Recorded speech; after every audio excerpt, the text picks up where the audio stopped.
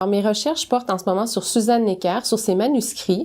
C'est une femme d'origine suisse, mais qui a habité la deuxième moitié de sa vie à Paris.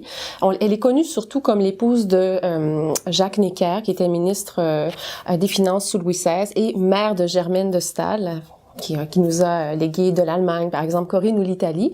Donc, Madame Necker a renoncé à une carrière de lettres pour soutenir la carrière de son époux, pour animer aussi un très important salon littéraire à Paris et élever sa fille unique. Mais elle a continué toute sa vie d'écrire pour elle-même.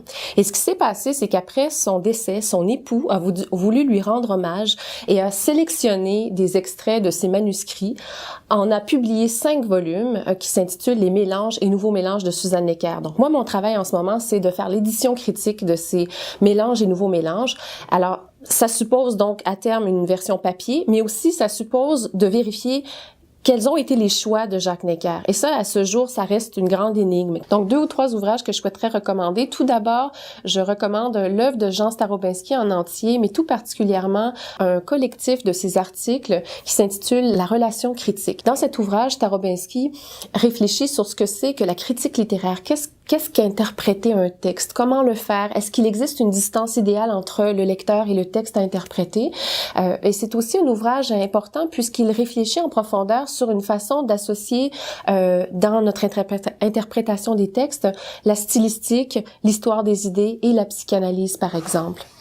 Un deuxième ouvrage très intéressant, ce serait Linda Timmermans, l'accès des femmes à la culture sous l'Ancien Régime. C'est une thèse fondamentale pour comprendre la place, le rôle des femmes dans la culture française, et c'est un ouvrage en 2 parties. Première partie sur la culture profane et seconde partie sur la culture religieuse. C'est absolument fabuleux le travail qu'elle a fait. Donc, pour comprendre la place des femmes de la fin du 16e siècle au début du 18e siècle en France, je dirais c'est un incontournable.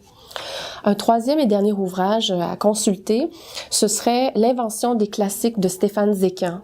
C'est un ouvrage plus récent, mais il est selon moi passionnant puisqu'il nous pousse à repenser ce que c'est l'histoire littéraire, ce que sont les classiques. On s'imagine que les classiques de tout temps ont été là par leur qualité intrinsèque, mais il nous montre qu'en fait les classiques, ce sont des choix qui sont construits. Et il montre que les classiques au sens 17e siècle, le grand siècle de Louis XIV, c'est aussi une construction post-révolutionnaire. On a fait dire des choses à ces textes-là à Corneille, Molière, Racine.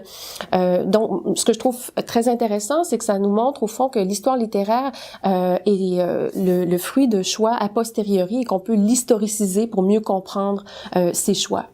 Pour en connaître un peu plus sur mon travail, je dirigerai les étudiants vers mon livre qui est issu de ma thèse de doctorat et ça s'intitule « La lettre et la mère, roman familial et écriture de la passion chez Suzanne Necker et Germaine de Staël ». Dans ce texte, je me préoccupe de la relation mère-fille et le rapport avec l'écriture. J'essaie de montrer en fait que les œuvres de Suzanne Necker et Germaine de Staël, même si ce sont des œuvres très différentes, même si Germaine de Staël a connu une consécration que jamais sa mère n'a connue, il y a une similitude dans l'importance de la figure maternelle pour l'une et l'autre femme. Et ce sont 2 œuvres qui se construisent en écho, en réponse l'une à l'autre.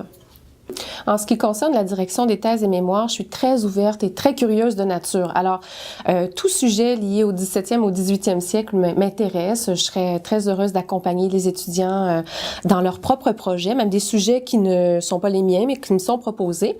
Mais en plus de ça, ce qui m'intéresse, par exemple, c'est bien sûr la représentation des passions sous l'Ancien Régime, particulièrement au 17e, 18e siècle. Je m'intéresse beaucoup aux romans, à l'écriture privée aussi, le journal intime, les lettres.